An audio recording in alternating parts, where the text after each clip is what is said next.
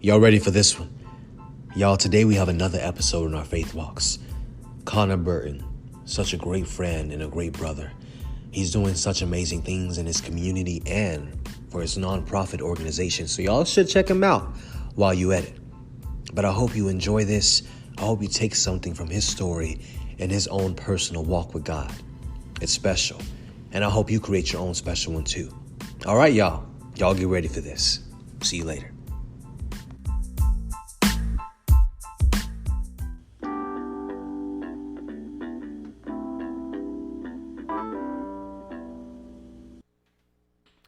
All right, y'all. Welcome back to Talks with Darius, Deon. I have a very special guest here, and he's one of my close homies that I've honestly gotten close to over this year.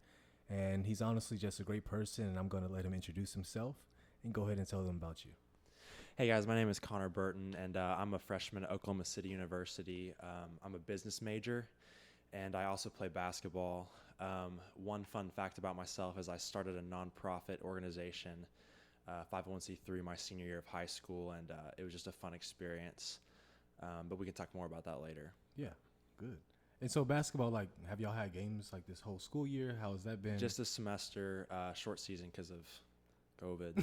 Talk about that all the time, but that is literally the only excuse I can make. We had like 8 games this year. It's crazy. So that's crazy. Yeah. But honestly, me talking about COVID, like, how has basically your like mental health been?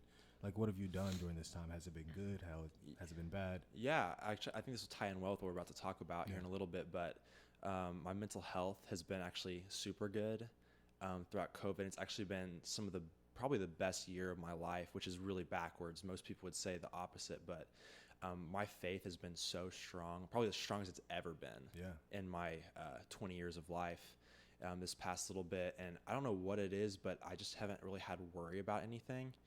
And I've actually had great peace in this season of my life. And it's just been a fun journey coming to college my first year and all the experiences of finding my own church home, making new friends, which I'd had to do in a long time. Stuff like that has been really cool. And I've just got to see a lot of good things come out of this season of life. That's great. Yeah. That's honestly great. But speaking of that, I mean, this episode is called Faith Walks. And I just want to ask you, like, what is your relationship with God? Like, how has he moved in your life? And just more about that. Yeah, well, I can say in full faith that I believe that God is always moving. Yeah. Whether I choose to see it or not, whether I take the time to be grateful for what he's doing, but I firmly believe that in every moment of every day, he's there moving, and it's just up to me whether I'm going to choose to look for it. And you hear it often, but you'll find what you're looking for every day. Yeah. And we can choose to either be like a hummingbird or a vulture, and my dad has told me that since I was little. But it's really easy, especially in the times that we're in, to think like a vulture and look for all of the bad things, honestly, the dead things. And but no, like currently though, my walk is really good. I've most of the time, still sometimes mess it up, but most of the time I am choosing to find those good things and to be constantly looking for where he's moving and what he's doing and trying to follow that. So that's good. Yeah. I mean, it's honestly hard during this time to stay positive all the time and look for the good things, but I'm so glad you're able to do that. Yeah. And honestly, speaking of you, I don't know, guys, I met Connor through, he randomly messaged me through Instagram asking me, did I want to go to church? And I was like, yeah, why not? And I had not really found a church home, and I just came from working as a choir director at a Methodist campus, but I had not been at church for maybe about like 6 months. And then he asked me that, and I was like, yeah, sure. And once I went to Life Church South OKC, where I now do, and I sing worship at, I just felt like that church is my home.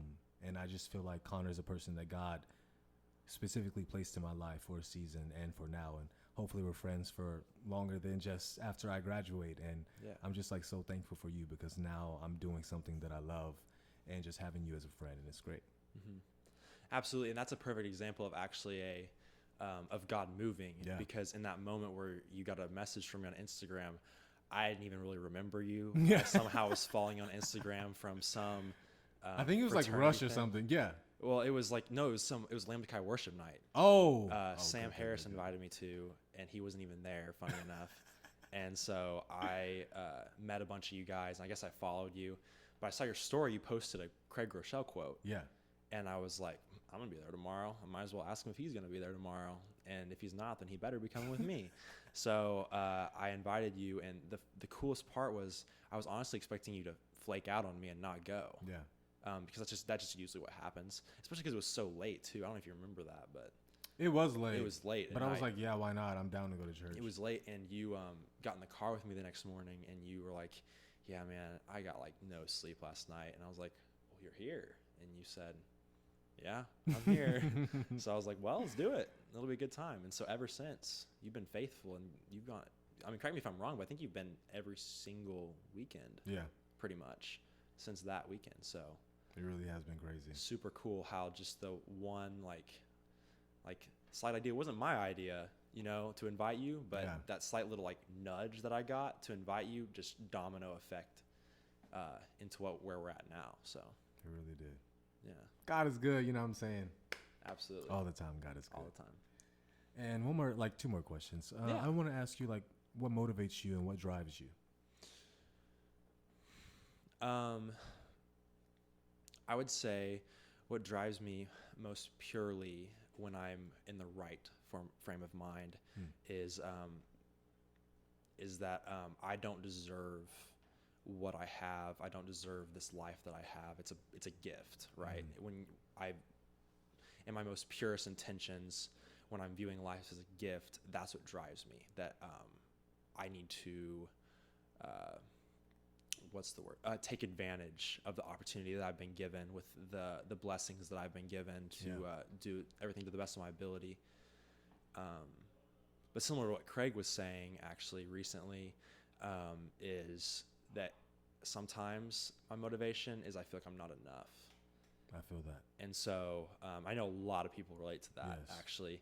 And so in the dark spots, I typically find myself like going hard and on the grind, not because it's what I'm supposed to do or because I have a gift in front of me.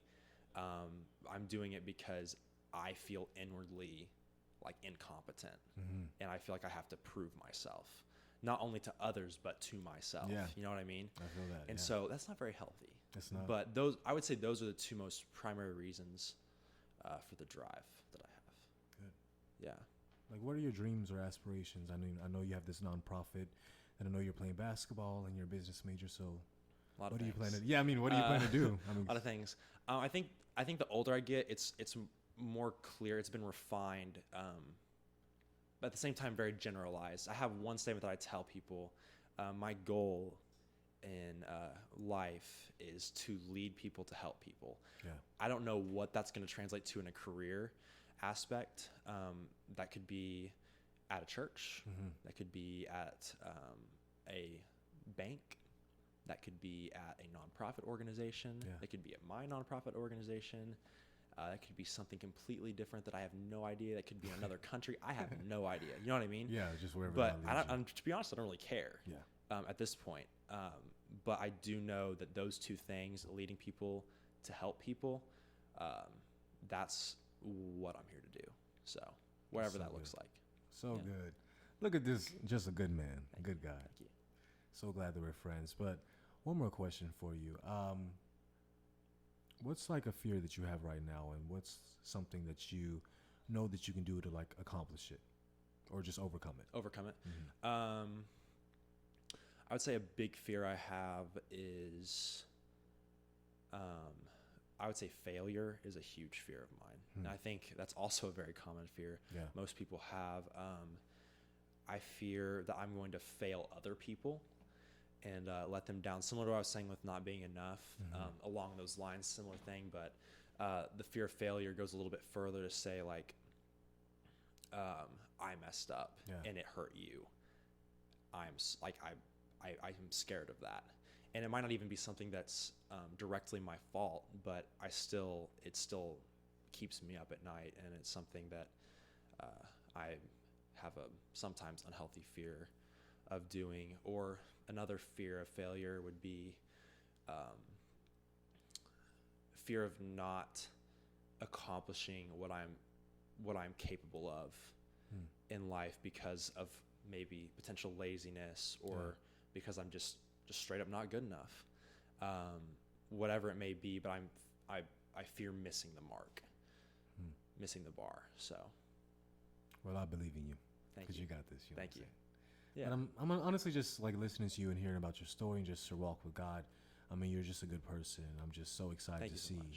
No problem. I'm so excited to see like the man that you were gonna become, and the man that you are now is just great. And thank you so much for just inviting me, or just even being my friend and just being here now. And I'm just so thankful to have you on this episode. So thank you. The pleasure's mine. Yeah.